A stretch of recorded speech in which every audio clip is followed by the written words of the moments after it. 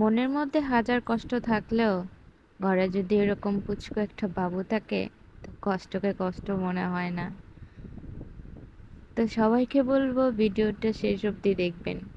যাদের ঘরে এরকম একটা বেবি আছে তারাই বুঝতে পারবে ঘরের আনন্দটা কতটুকু।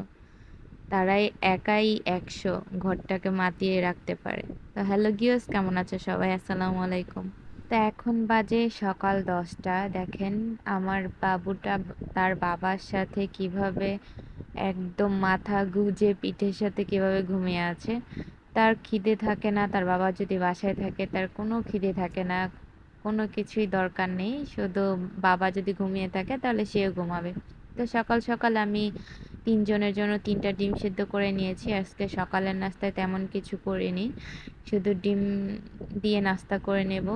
যেহেতু আজকে আমার হাজবেন্ড বাসায়, মানে আজকে ওর বন্ধের দিন, তো ভাবলাম ওর জন্য কিছু একটা করি, মানে ওর যেটা পছন্দ সেটা ওকে আজকে রান্না করে খাওয়াবো। তো সকাল সকাল রান্নার জন্য সব কিছু রেডি করে নিয়েছি।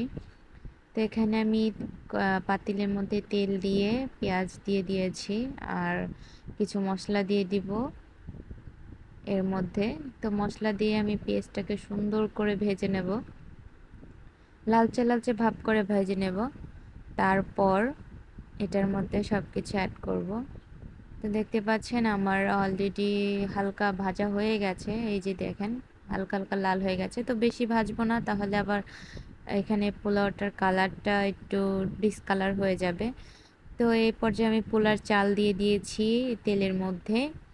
চাল দিয়ে দেওয়ার পর এই চালটাকে আমি সুন্দর করে ভাজবো, যতক্ষণ না পর্যন্ত চালটা একদম ঝরঝরে না হয়ে যায় ততক্ষণ আমি চালটাকে ভেজে নেব।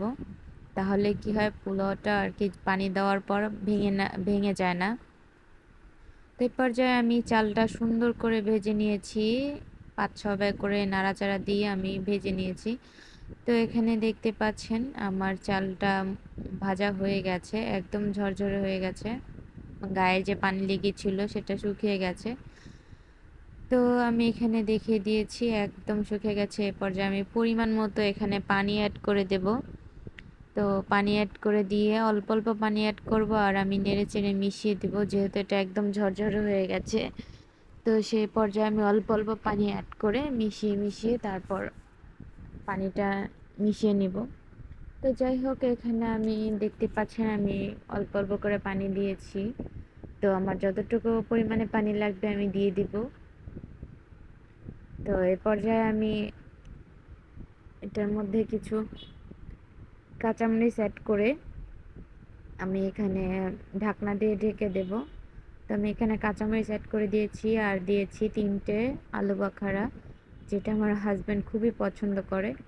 তো এই ঢাকনার একটা ছিদ্র আছে, ছিদ্রটা আমি বন্ধ করে দিয়েছি একটা কাগজের দ্বারা। তো এখানে আমি দেখেন ৫ মিনিট পর আমি এটা ঢাকনাটা তুলে দেখছি পানিটা একদম শুকিয়ে গেছে। আমার পোলাওটা হয়ে গেছে, বাট আমি এখন এটাকে আরও ৫ মিনিট দমে রেখে দেবো লো আঁচে, যাতে পুরোপুরিভাবে পোলাওটা ভেতরটা ভালো মতো সেদ্ধ হয়ে যায়। তো আমি সুন্দর করে সমান করে দিয়ে আমি এটাকে ঢেকে দেবো আরও ৫ মিনিটের জন্য। তো দেখতে পাচ্ছেন আমি সমান করে দিয়ে দিয়েছি। তো এই পর্যায়ে আমি ঢাকনা দিয়ে সুন্দর করে ঢেকে রাখবো আরও ৫ মিনিট। তো ৫ মিনিট পর আমি দেখব, দেখেন এই ফাঁকে আমি মাঝখানে একবার পোলাওটা নেড়ে দিয়েছিলাম। আমার পোলাওটা একদম রেডি। এটা নামানোর পরে আরও ঝরঝরে হয়ে যাবে, দেখতে পাচ্ছেন আমি আরেকবার নেড়ে নিলাম। তো এখন আমি এটাকে সুন্দর করে নামিয়ে নিব চুলা থেকে। তো আমি কাছ থেকে একটু দেখিয়ে দিচ্ছি, এই যে দেখেন পোলাওটা একদম ঝরঝরে আর কিন্তু একদম ভাঙেনি। তো এর পর্যায়ে আরেকটা কড়াইতে আমি এখানে তেল দিয়ে দিয়েছি আর হচ্ছে পেঁয়াজ দিয়ে দিয়েছি পরিমাণ মতো। তো এখানে আমি পেঁয়াজটা সুন্দর করে ভেজে নেব। যেহেতু এটা তরকারি রান্না করব তো অতটা ভাজার বেশি দরকার নেই, হালকা ভাজলেই হবে। তো এখানে আমি হালকা একটু ভেজে আমি এখানে লবণ টবণ যা মশলা দেওয়ার সব কিছু আমি অ্যাড করে দেব। তো ফার্স্টে আমি পানি দিয়ে নিচ্ছি যাতে মশলাগুলো পুড়ে না যায়। তো এখানে আমি পানি দিয়ে আমি এখানে আদা রসুনের পেস্ট দিয়ে দিব একটু ধনিয়ার গুঁড়ো, হলুদের গুঁড়ো আর দেব হচ্ছে এখানে আমি যে মাংস রান্নার যে মশলাটা ইউজ করি সেটা। সেটা আমি এখানে দিয়ে দিব পরিমাণ মতো। তো যাই হোক আমি এখানে 1 চামচের একটু বেশি দিয়ে দিয়েছি। 1 চামচের থেকে একটু বেশি দিয়েছি, দিয়ে আমি ভালো করে মিশিয়ে নিয়েছি। তো এটাকে আমি যতটুকু পানি দিয়েছি এটাকে আমি ভালো করে কষিয়ে নেব। তো এ পর্যায়ে এখানে আমি একটু গরম মসলা দিয়ে দিলাম, মানে গরম মসলার গুঁড়ো দিয়ে দিয়েছি। যেহেতু আমি আস্ত গরম মসলা ইউজ করব না, তো গরম মসলার গুঁড়োটা অ্যাড করলাম এখানে। তারপর সুন্দর করে মিশিয়ে নিয়ে মশলাটা আমি কষিয়ে নিয়েছি। তো মশলা থেকে যখন এভাবে তেল বেরিয়ে আসবে তখন আমি এটার মধ্যে মাংস দিয়ে ভালো করে কষিয়ে নেব। তো ভালো করে আমি মশলাটা নেড়ে নিয়েছি। তো দেখেন কতটা সুন্দর কালার হয়ে গেছে। এই পর্যায়ে আমি মাংসটা দিয়ে দিব অফ ক্যামেরায়। তো মাংসটা দিয়ে আমি মশলার সাথে জাস্ট মিশিয়ে নিয়েছি। এখন আমি ঢাকা দিয়ে এভাবে কষিয়ে নিব। তো এটার ভেতর থেকে, মাংসের ভেতর থেকে পানি বের হয়ে গেছে। তো এই পানিটা আমি শুকানোর অপেক্ষা করব। এই পানিটা শুকালে তারপর আমি পানি অ্যাড করব। তো দেখতে পাচ্ছেন প্রায় শুকিয়ে এসেছে। তো এ পর্যায়ে পানিটা শুকিয়ে আসার পর আমি এখানে দিয়ে দিলাম পরিমাণ মতো পানি। যেহেতু আজকে মাংস রান্না করব ঝোল ঝোল, কারণ এই রান্নাটা আমার হাজবেন্ড খুব পছন্দ করে। আর আমার পছন্দ হচ্ছে মাংসের কালা ভুনা। ওইটা ছাড়া আমার খাবারটাই মনে হয় জমে না। তো যাই হোক, সবসময় নিজের পছন্দ অনুযায়ী খাবার দাবার না করাই ভালো, কারণ অন্যেরটাও একটু দেখতে হয়। তো আমার হাজবেন্ড আলু দিয়ে এভাবে গরুর মাংসটা পছন্দ করে, তো আমি সে পর্যায়ে খুবই অল্প করে রান্না করেছি, যাতে 1-2 বেলা খেলেই হয়ে যায়, শেষ হয়ে যায়।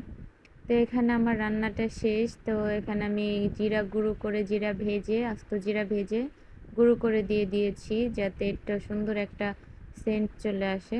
তো এখানে আমি গুঁড়োটা দেওয়ার পর কালারটা দেখেন কত সুন্দর এসেছে। তো সাইডে আমি আবার এখানে একটা টমেটো, তারপরে হচ্ছে লেবু আর পেঁয়াজ রেখেছি, যেটা আমার হাজবেন্ড পছন্দ করে পোলাওর সাথে, তেহারির সাথে। তো আমি ভাবলাম রান্না বাড়া শেষ, এখন একটু চা খেয়ে নিই, চা না খেলে তো জমেই না। তো যাই হোক, আমি চা খাই খুব অল্প, এর জন্য অল্প করে নিয়েছি। এদিকে ঘরে এসে দেখি ইনি যা করছে সেটা তো ভালোই করছে, দেখতে পাচ্ছেন আপনারা। তো তো এই বেবিদের কথা আর কি বলবো, তারা তো মনে করেন যে যদি হাজারো কষ্টের মধ্যে মানুষ থাকে, তাহলে ওনাদের দুষ্টামি, ওনাদের কথা মনে করেন যে কেউ যদি শুনতে পায়, তাহলে অটোমেটিকলি তাদের মনের কষ্ট চলে যাবে। তাদের দুষ্টামি দেখলে অটোমেটিকলি মানুষ হাসবে, তাদের ইচ্ছে করে জোর করে হাসানো লাগবে না। তো ঘরে এসে দেখছি উনি আমার ড্রয়ার থেকে আমার কাপড় চোপড় নিয়ে উনি এভাবে দুষ্টুমি করতেছে, দেখেন। তো জামা পরছে এভাবে মাথায় রেখে, তো পায়জামা পরছে এভাবে।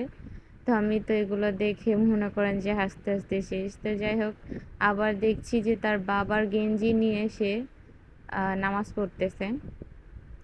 তো যাই হোক, এটা একটা ভালো গুণ। সবাই আমার বেবির জন্য দোয়া করবেন, সবাই ওর জন্য একটু দোয়া করবেন, যাতে ও সুস্থ থাকে, ভালো থাকে। ওর জন্য সবাই দোয়া করবেন।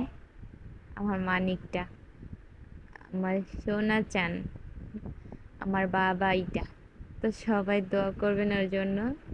তো সবাইকে বলবো আমার চ্যানেলটাকে সাপোর্ট করতে, সাবস্ক্রাইব করতে, বন্ধু হয়ে পাশে থাকতে।